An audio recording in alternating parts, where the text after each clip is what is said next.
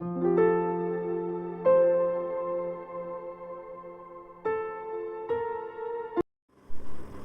and welcome to Shakespeare the Whole Year, a series of research based, student friendly talks on Shakespeare and his work, hosted by the Shakespeare Society of India East Zone under the aegis of SSI New Delhi.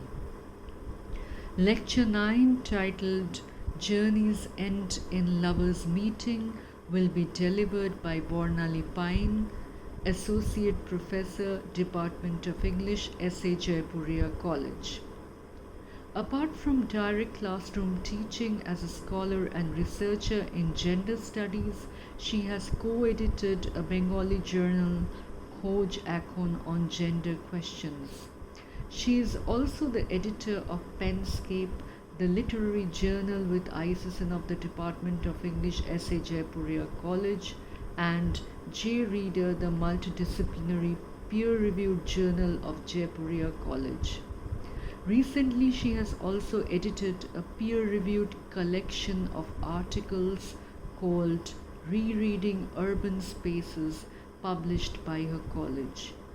A social worker, a committed teacher and scholar, Bornali Pine teaches her students beyond the boundaries of the syllabus by initiating them into thinking out of the box.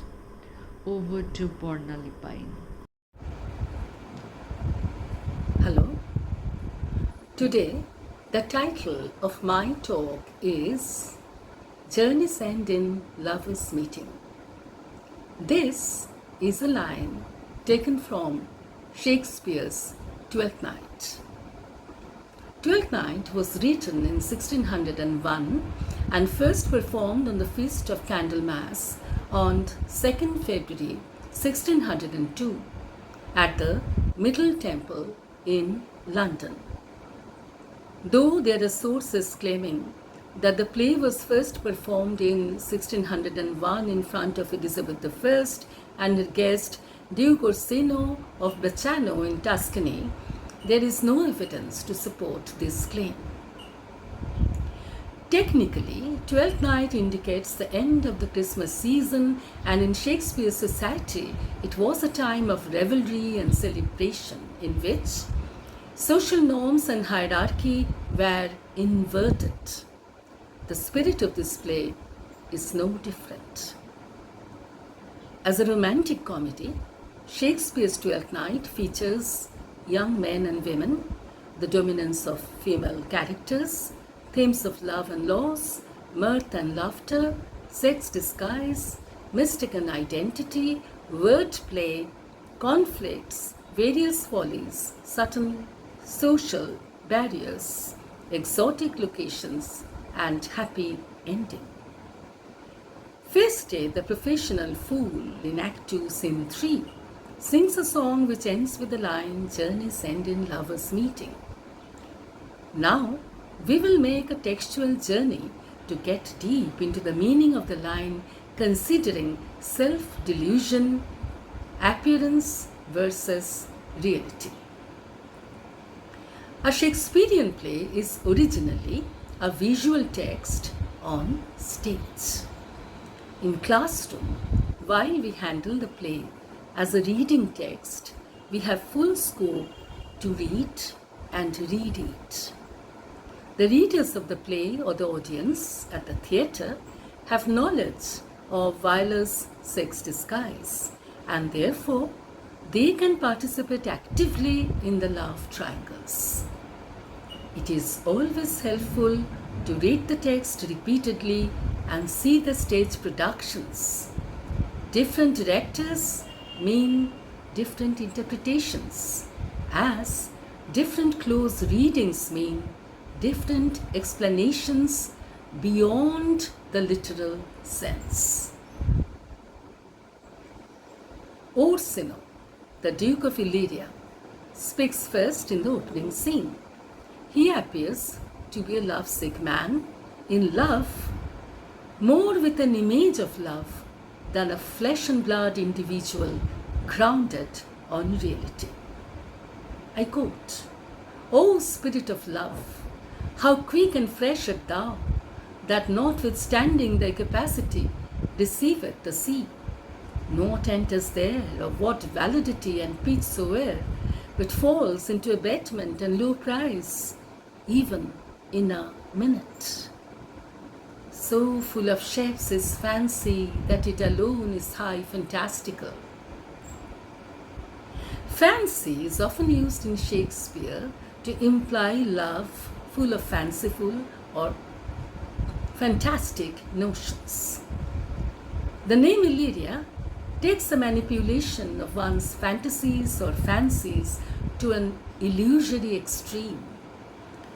Orsino's entire existence is shown on an imaginary bed of flowers.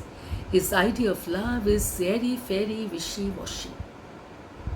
I quote, "Love thoughts lie rich when canopied with bowers." It gives us an impression of Orsino's wavering, inconsistent idea of love. It seems Orsino has an innate lack of conviction regarding building up relationship, and his emotional health is questionable. Orsino, being the Duke of Illyria, is socially a powerful, wealthy, and aristocratic person. But as we see him, he is presented as a self-styled lover, absorbed in self-indulgent love thoughts. His admiration of Olivia, it seems, is for her exquisite beauty and high social position. When Olivia sends Orsino's messenger of love back with the news of her vow on not seeing any outsider for next 7 years as a sign of mourning her brother's death, Orsino never questions the absurdity of such an oath. He never doubts if this was Olivia's clever ploy to avoid love pursuits of unwanted suitors. Mourning a dear brother's death is always natural, but taking such an unreal vow on this occasion sounds preposterous.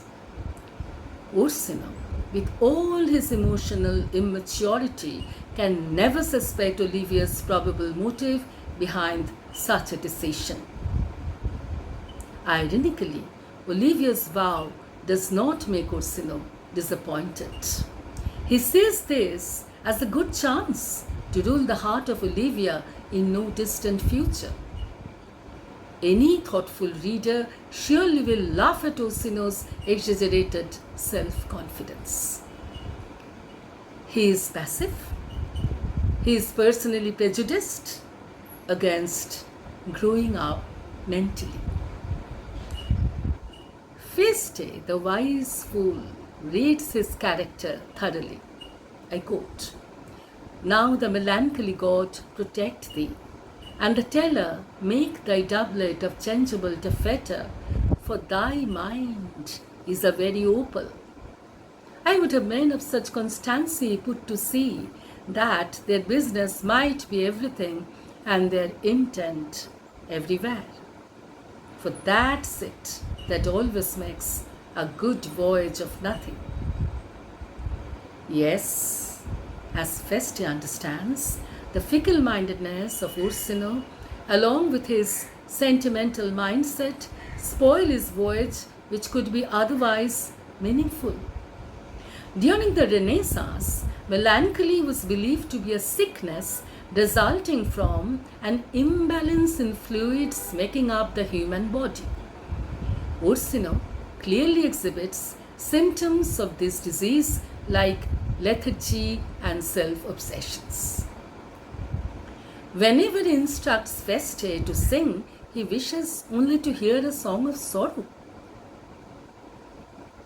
Voyage, we all know, implies a long journey or expedition, especially by ship. Sea and ship are powerful narrative catalysts in the plot of Twelfth Night. Orsino refers to sea in Act 1, Scene 1 as a devouring power. I quote, "O Spirit of love, how quick and fresh art thou, that notwithstanding their capacity receiveth as a sea. The very next moment, however, Orsino continues his mannered speech to nullify the concept of stability in matters of love. Sheer natural calamity brings forth the transformative power of the sea. Viola and her twin brother Sebastian must leave behind their past life while fate brings them to the fictional world of Illyria. Their journey in Illyria does not begin together. That Viola should reach Illyria before Sebastian is a dramatic necessity. With her brother by her side, in a land of strangers, Viola would not require sex disguise for her safety. Sebastian's late arrival at Illyria brings up in the plot the issue of mistaken identity. Notably, all these characters are into different journeys of their respective lives through various shades and revelations. Orsino wants Cesario to carry his words of love to Olivia.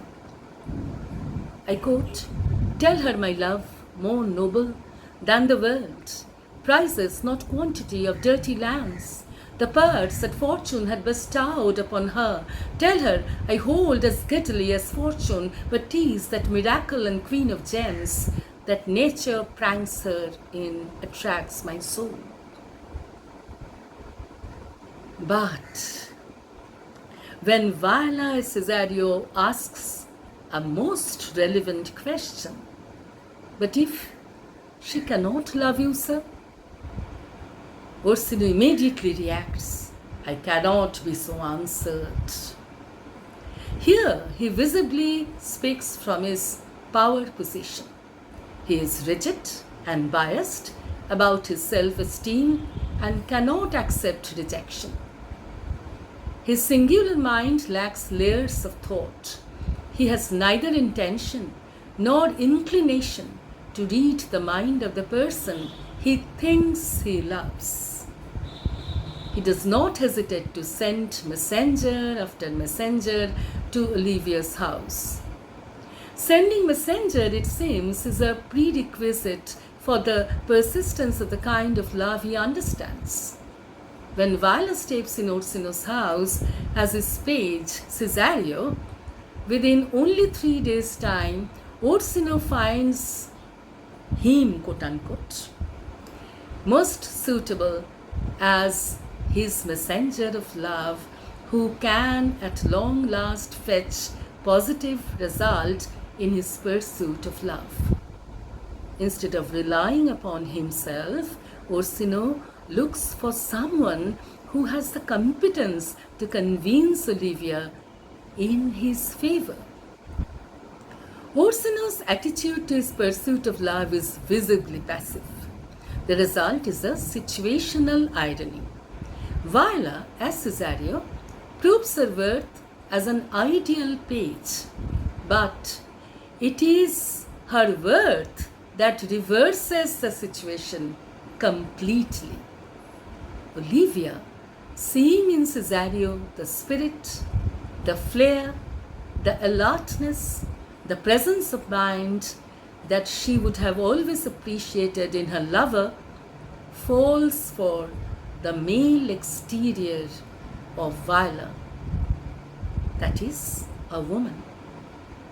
The plot has shown sex disguise as a theatrical tool to protect a young woman in a land of strangers. This society all over the world, through all ages, has never been a safe place for the women. Locating the setting away from busy urban life at a place called Illyria, which may involve illusion, illness, and delusion, the playwright testifies Viola's intelligence and presence of mind when she in no time decides to take male disguise for self-protection. The captain of the wrecked ship fulfills the dramatic intention of the playwright, who acts as a help in aid to provide Viola with all the necessary news about Illyria that are relevant for her at that critical moment. Viola is told that Olivia, I quote, will admit no kind of suit, no, not the Duke's. It is therefore a dramatic necessity that Viola, instead of heading towards the house of Olivia, should choose Orsino's house as her heaven. Orsino is noble, wealthy, powerful, and virtuous. He is also lovesick, self-conscious, self-indulgent, and overtly sentimental. He hardly can invite true love. Within 3 days' time, Orsino has unlocked to Cesario his pursuit of Lady Olivia. Viola too is drawn toward Orsino in good faith as Orsino's lover. This problematizes Viola's disguised job as Orsino's messenger of love. I quote, yet a barful strife, whoe'er I woo, myself would be his wife. The drama never explains why a three-dimensional character like Viola should start loving Orsino in no time. If this attitude of Viola towards Orsino appears to be rational, this irrationality dramatizes the celebration of Viola's constancy. She can control her surroundings with presence of mind, wit, and conviction. At Olivia's house, therefore, Viola as Cesario uses equivocation to shield her cross-dressing. She introduces herself cleverly. I quote, by the very fangs of malice, I swear I am not that I play. When Olivia is gradually charmed by the endearing personality of Viola, she wants Cesario to speak more and more. Olivia indulges in listening to the magic of Cesario's chosen words and phrases. Where lies your text? Says Olivia. In reply, Cesario's answer has double edges. Cesario says, in Orsino's bosom.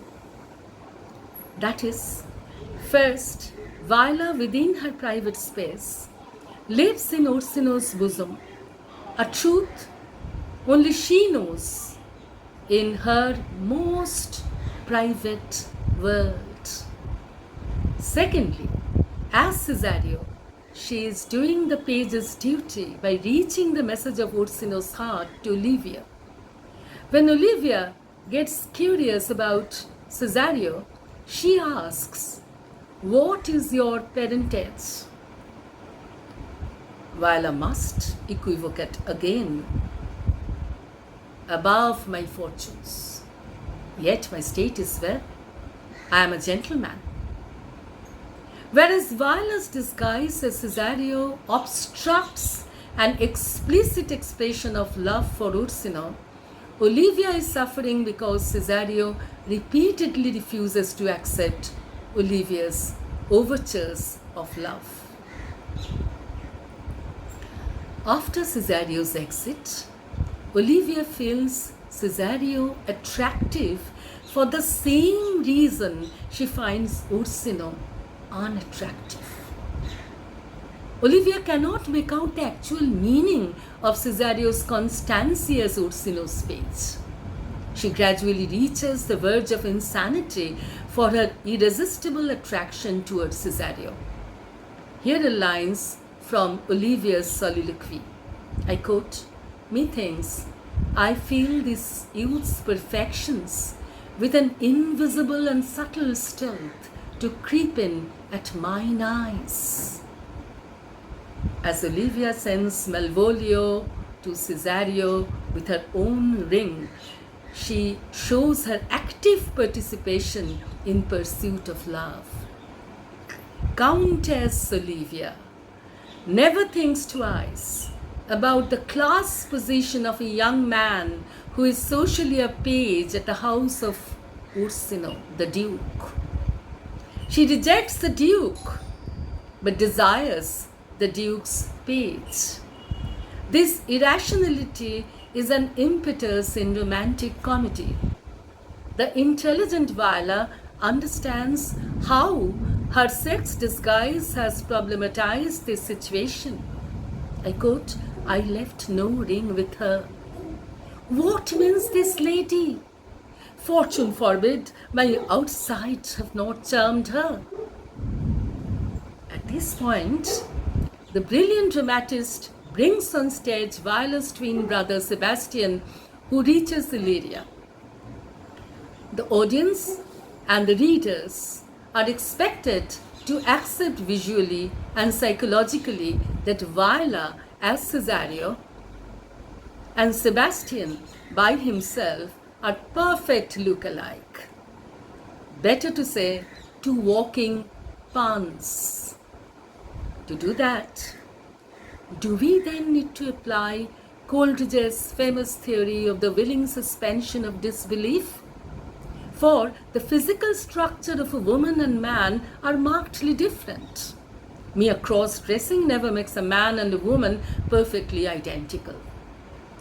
But at this point we need to remember that as in Shakespeare's days, boys used to play the role of women. Viola's sex disguise and cross-dressings meant a boy in girl's attire is reverting to his original design. Hence, Cesario and Sebastian on stage can turn out to be accurate look-alike, and that results in the climax of mistaken identity. On the one hand, mistaken identity is used to produce hilarious situation in this play. On the other, it leads the plot to the climax. Conventionally, men fall into the gender stereotype of lover and women of beloved. It reduces women to passive recipients of love.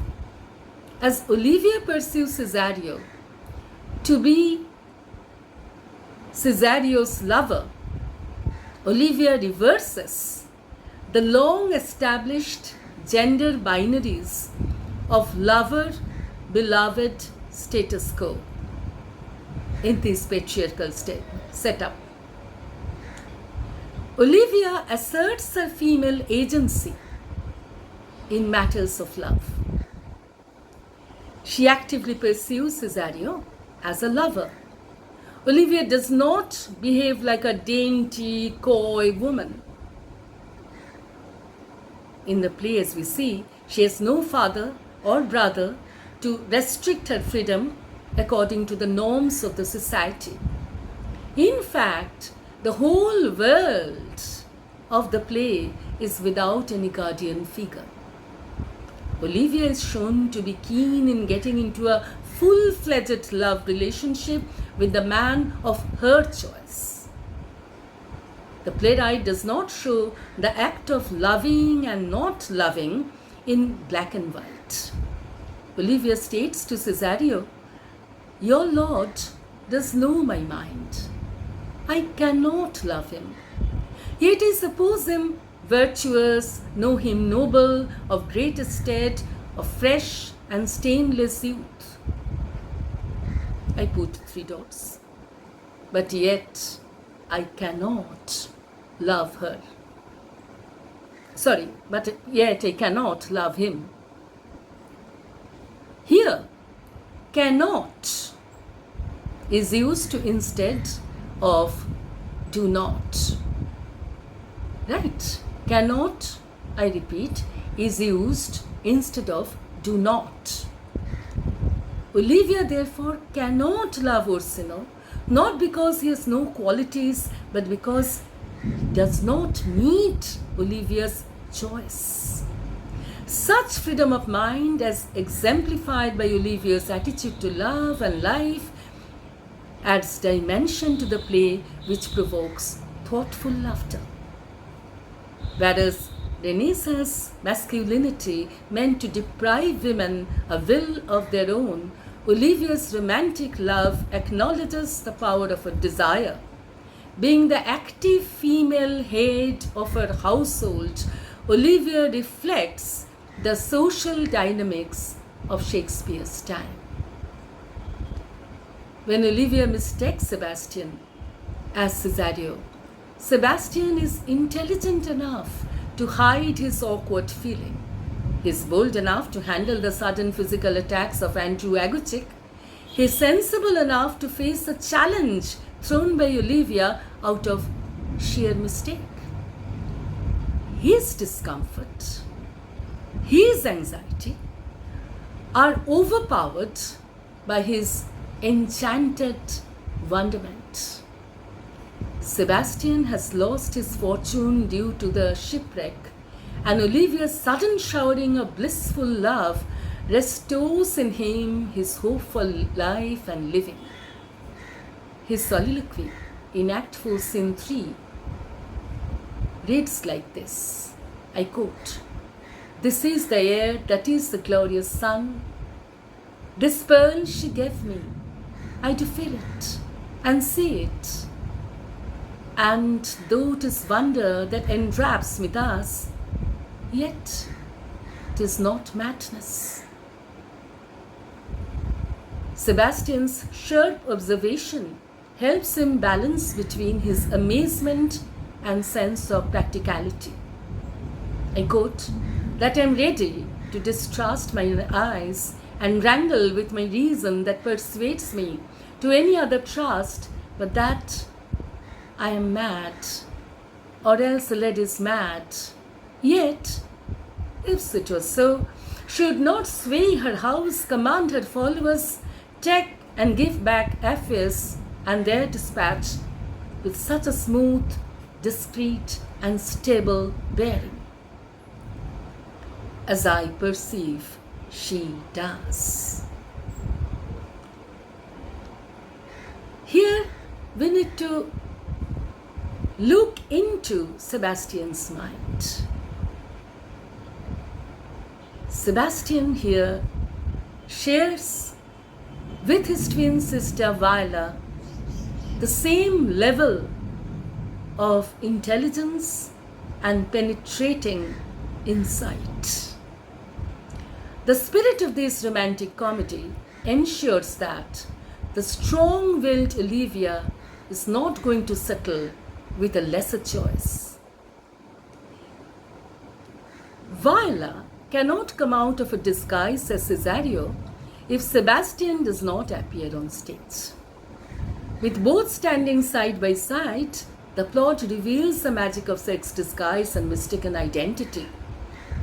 Orsino perhaps eyewitnesses the greatest revelation of his life. Olivia remains as assertive as ever till she discovers that Cesario has been only the disguised male exterior of Viola. She is relieved and happy that after a prolonged pursuit of love and companionship, the one she married was Sebastian, a man, an exact duplicate of the most worthwhile Cesario. Olivia's choice of life, therefore, is not altered. For the playwright had shown in Sebastian the same mettle that Cesario had. But after the moment of discovery, when Orsino in no time addresses Olivia as sister, the readers or the audience stress no pangs of love in his behavior. Instead, it occasions comic laughter based on human inconsistency. Orsino is fully satisfied to have Viola as his wife. I quote, "Meanwhile, sweet sister, we will not part from hence. Cesario, come, for so you shall be while you are a man. But when in other habits you are seen, Orsino's mistress and his fancy's queen." Orsino's sudden transfer of his affections from Olivia to Viola is quite alarming. Orsino's emotional immaturity, it seems, can be cured, hopefully, by the able transformative power of Viola. When the wedding bells are about to ring, and we are reminded by the play's action that journeys end in lovers' meeting, there remains enough scope to explore the words journeys and lovers. It is quite mesmerizing to see here in this play that the lovers are two young women, Viola and Olivia. Orsino and Sebastian are more beloved than lovers. While Orsino's journey is full of self-love, Sebastian hardly gets any chance to take a journey as a lover. The two women are lovers who have proved their worth as makers and takers of journey. Their argumentative capacity, nuanced personalities, and art to love and get loved enable them to carry the plot forward to the destined end of marriage. Feste, however, never forms any pair and continues to remain the solitary figure who takes life as a stage for entertainment. While journeys end in lovers' meeting, the play ends with Feste's remarkable soliloquy, which makes us alert about the hey-ho, the wind, and the rain. He is the allowed fool. He is the professional fool, whom Viola truly identifies as the wise fool. This fellow is wise enough to play the fool.